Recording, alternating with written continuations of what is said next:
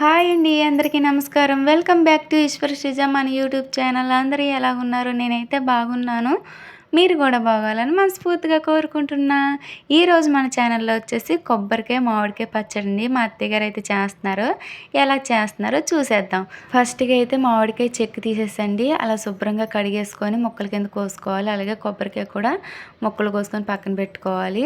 మా అత్తయ్యగారు చిన్న రోళ్ళు అయితే చేస్తున్నారండి. పచ్చిమిరకాయలు పచ్చివే దంచి అయితే పక్కన పెట్టారు కొన్ని. మళ్ళీ ఇంకొన్ని అయితే దంచుతున్నారు. ఎలాగైనా మిక్సీలో ఆడిన పచ్చడి కంటే ఇలా రోల్లో దంచిన పచ్చడి చాలా బాగుంటుందండి.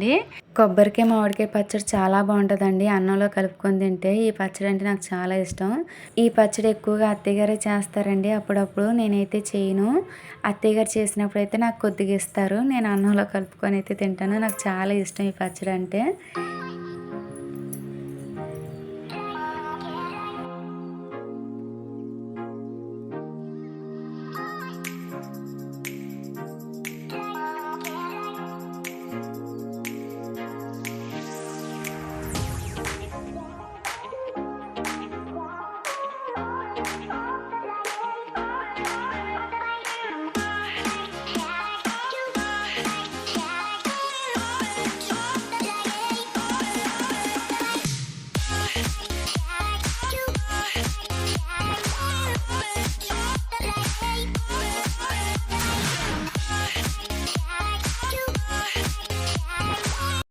పచ్చిమిరకాయలన్నీ దంచేసిన తర్వాత ఒక పక్కకైతే తీసేసుకొని ఇప్పుడు మామిడికాయ ముక్కలు కూడా దంచుకోవాలండి. ఈ పచ్చడి ఏది నూనెలో వేగించకుండా చేసుకుంటేనే చాలా బాగుంటుంది అంటారు అత్తయ్య గారు. అన్నీ పచ్చివేనండి, ఏవి వేగించినవి అయితే లేవు. ఇవన్నీ పచ్చివి దంచిన తర్వాత అప్పుడైతే తాలింపు పెట్టుకోవాలి. అలాగని మెత్తగా కూడా రుబ్బేయకూడదండి. కచ్చా పచ్చగానే దంచాలి. ముక్కల కింద ఉంటేనే పచ్చడి బాగుంటుంది. మరీ మెత్తగా రుబ్బేసినా సరే బాగోదు. అందుకని అత్తయ్య గారు రుబ్బకుండా చిన్న చిన్న ముక్కల కింద అయితే దంచుతున్నారు.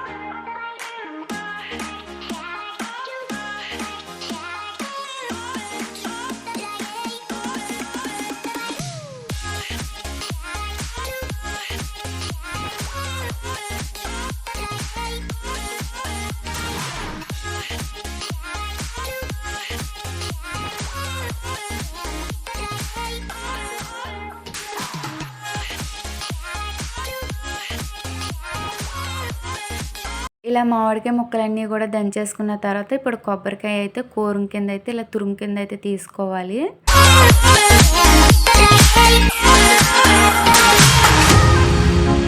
ఇలా తీసుకున్న దాంట్లోని ముందుగా మనం పచ్చిమిరకాయలు, మామిడికాయ దంచుకున్నాం కదండి, అవి కూడా ఇందులో వేసేసి మొత్తం అంతా కలిసేలాగైతే కలిపేసుకుందాము.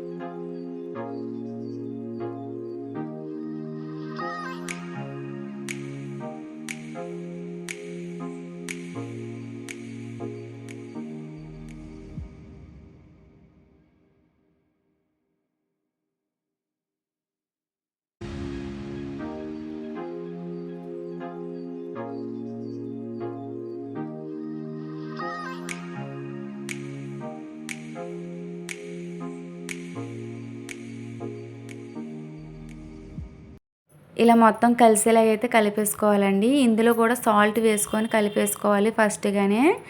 ఇలా అంతా కలిసిన తర్వాత పక్కన అయితే పెట్టుకొని ఇప్పుడు స్టవ్ వెలిగించుకొని మూకుడు పెట్టి అందులో ఆయిల్ అయితే వేసుకుందాము.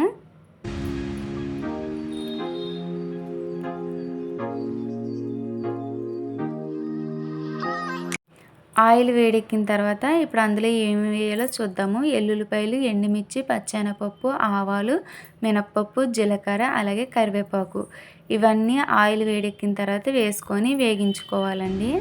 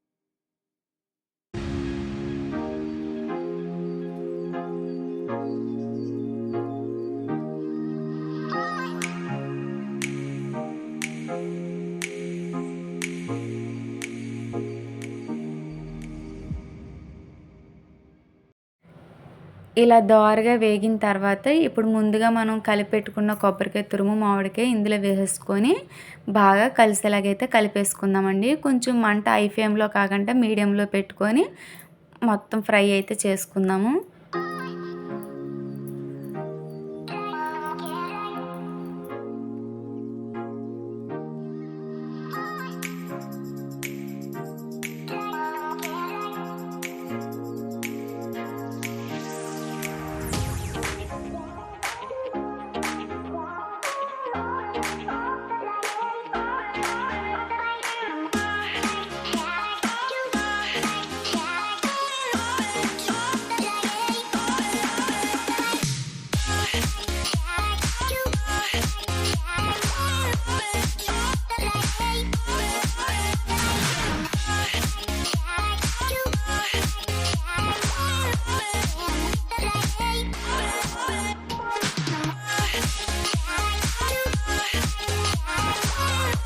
ఇందులో చిటికెడు పసుపు వేసుకొని బాగా ఫ్రై అయితే చేసుకోవాలండి. 10-15 నిమిషాలు అయితే మీడియం ఫ్లేమ్లో పెట్టి ఫ్రై అయితే చేసుకోవాలి.